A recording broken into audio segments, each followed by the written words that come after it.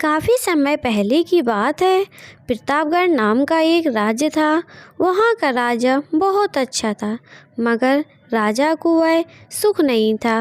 वह यह कि उसकी कोई भी संतान नहीं थी।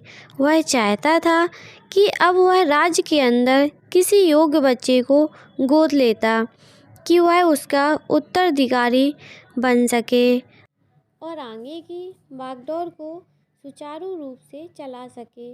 और इसी को देखते हुए राजा ने राज्य में घोषणा करवा दी कि सभी बच्चे राजमहल में एकत्रित हो जाएं।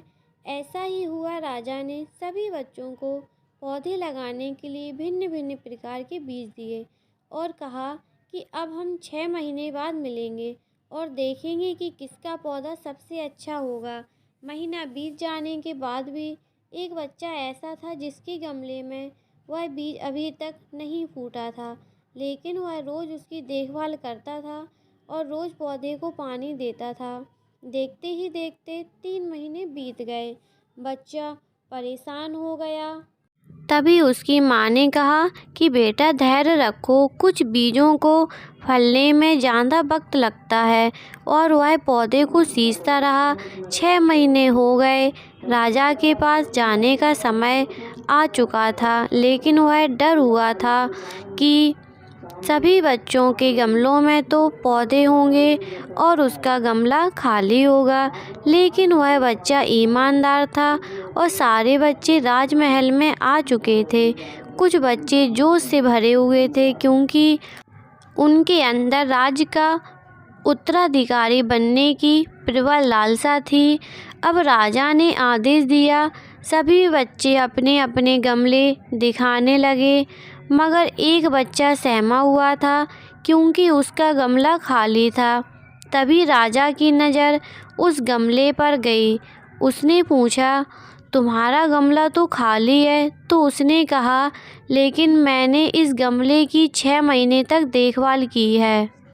राजा उसकी ईमानदारी से खुश था कि उसका गमला खाली है, फिर भी वह हिम्मत करके यहाँ आ तो गया।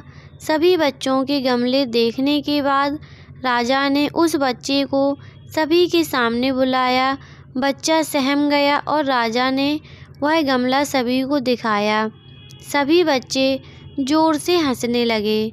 राजा ने कहा, शांत हो जाइए, इतने खुश मत होइए। आप सभी के पास जो पौधा है वो सब बंजर है। आप चाहे कितनी भी मेहनत कर लें, उनसे कुछ नहीं निकलेगा, लेकिन असली बीज यही था। राजा उसकी ईमानदारी से बेहद खुश हुआ और उस बच्चे को राज्य का उत्तराधिकारी बना दिया गया। लेकिन हमें इस कहानी से क्या सीखने को मिला? मेरे हिसाब से अपने अंदर ईमानदारी का होना बहुत ज़रूरी है। अगर हम खुद के साथ ईमानदार हैं तो जीवन के किसी न किसी पड़ाव में सफल हो ही जाएंगे, क्योंकि हमारी औकात हमें ही पता होती है। हम खुद को पागल बनाकर खुद का ही नुकसान करते हैं। अगर कहानी अच्छी लगी हो तो चैनल को सब्सक्राइब करें, लाइक करें।